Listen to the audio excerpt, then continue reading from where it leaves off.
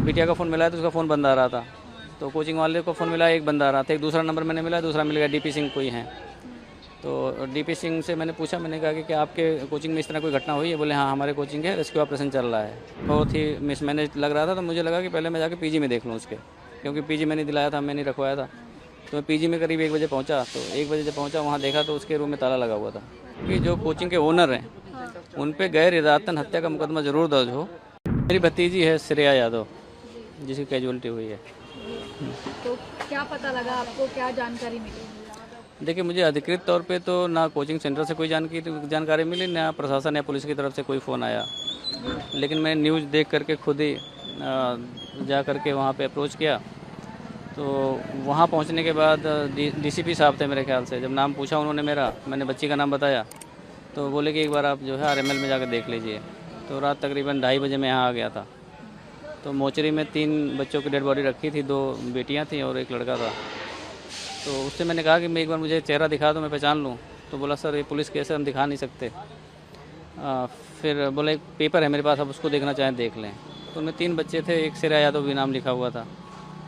तो फिर मेरी इतनी हिम्मत नहीं हो रही थी मैं उसके अंदर जाकर देखूँ भी, मेरी स्थिति ऐसी नहीं थी। फिर मैं बाहर आके गाड़ी में बैठ गया। फिर सुबह तकरीबन 6 बजे, साढ़े 6 बजे के बाद दोबारा गया मैं। तो मैंने कहा भैया आप तो दिखा दो, रात में तो आप मना कर रहे थे, रात में नहीं दिखा सकते। तो बोले अभी जब तक पुलिस नहीं आएगी, आईओ नहीं आएंगे, तब तक हम नहीं दिखा सकते। तो मैंने कहा चलो कोई बात नहीं, इतनी बात मेरी इनसे हुई। आपको जैसे आप टीवी देख रहे थे, क्या आपको जानकारी मिली जब आपने देखा, क्या था मतलब हाँ, कितने बजे का समय था? मैं जब न्यूज़ देखा तो तकरीबन 11:15 का समय था। मैं खाना वाना खा के उसके बाद बैठा, तो मैंने सोचा न्यूज़ देख लूँ। तो उसमें ये आ रहा था कि राव आईएएस स्टडी सर्कल के बेसमेंट में पानी भर गया है और रेस्क्यू ऑपरेशन चल रहा है और बहुत सारे बच्चे फंसे हो सकते हैं। करीब 20-22 बच्चे बाहर निकाले गए हैं। तो उसमें फिर कैजुअलिटी की एक आ गई खबर कि एक बच्ची की कैजुअलिटी हो गई। फिर मैं 5-7 मिनट बाद 2 बच्ची की कैजुअलिटी आ गई। तो चूँकि एडमिशन मैंने ही कराया था, तो मुझे पता था कि उसी में है। फिर मैं मुझसे नहीं रहा गया, मैंने कहा कि अब मैं जाके देख के आता हूँ। फिर मैं रास्ते में जा कर के कोचिंग वाले को फ़ोन करा, और बिटिया का फ़ोन मिला है तो उसका फ़ोन बंद आ रहा था। तो कोचिंग वाले को फ़ोन मिला, एक बंद आ रहा था। एक दूसरा नंबर मैंने मिला, दूसरा मिल गया डीपी सिंह कोई हैं।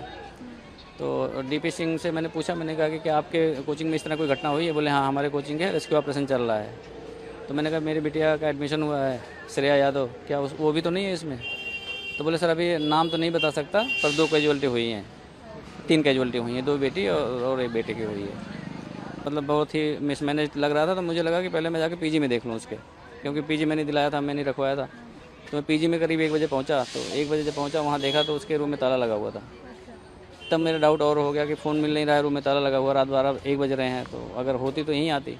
फिर मैं दोबारा वापस आया, वहाँ डीसीपी साहब से मैंने पूछा, तो उन्होंने बताया कि आप एक बार आरएमएल के में जाके मोचरी में देख लीजिए। तो मैं करीब 2:30 बजे से यहाँ हूँ रात। मतलब बहुत ही मिसमैनेज लग रहा था, तो मुझे लगा कि पहले मैं जाके पीजी में देख लूँ उसके, क्योंकि पीजी मैंने दिलाया था, मैंने रखवाया था। तो मैं पीजी में करीब 1 बजे पहुँचा। तो 1 बजे जब पहुँचा, वहाँ देखा तो उसके रूम में ताला लगा हुआ था। तब मेरा डाउट और हो गया कि फ़ोन मिल नहीं रहा है, रूम में ताला लगा हुआ, रात 12-1 बज रहे हैं, तो अगर होती तो यहीं आती। फिर मैं दोबारा वापस आया, वहाँ डीसीपी साहब से मैंने पूछा, तो उन्होंने बताया कि आप एक बार आरएमएल के में जाके मोचरी में देख लीजिए। तो मैं करीब 2:30 बजे से यहाँ हूँ रात। जी, कौन सा वाला? जी, आप कहाँ से हैं? बच्चे की उम्र कितनी थी? मैं मूल रूप से अम्बेडकर नगर डिस्ट्रिक्ट है, पहले वो फैज़ाबाद अयोध्या था और अभी अम्बेडकर नगर है। और वो मेरी भतीजी है, श्रेया नाम है उसका, और मैं यहाँ गाज़ियाबाद में रहता हूँ खुद। तो कितने महीनों पहले कराया था आपने? और 4-5 महीने हो गए, मई जून में एडमिशन उसका कराया था मैंने। अभी क्या माता पिता को बता दिया है कौन कौन परिवार से आ रहे हैं? नहीं, आने का तो कोई नहीं आएगा परिवार से जो अम्बेडकर नगर में है। यहाँ पे मेरी सिस्टर रहती हैं और मेरी धर्मपत्नी खुद हैं। बाकी जो मेरे और सर्कल के लोग हैं, मेरा भतीजा रहता है, तो लगभग आधी फैमिली यहीं है, वो सब लोग आ रहे हैं। बाकी गांव वाले जो आने के कह रहे हैं, मैंने उनको मना कर दिया कि हम वापस वहीं आएंगे।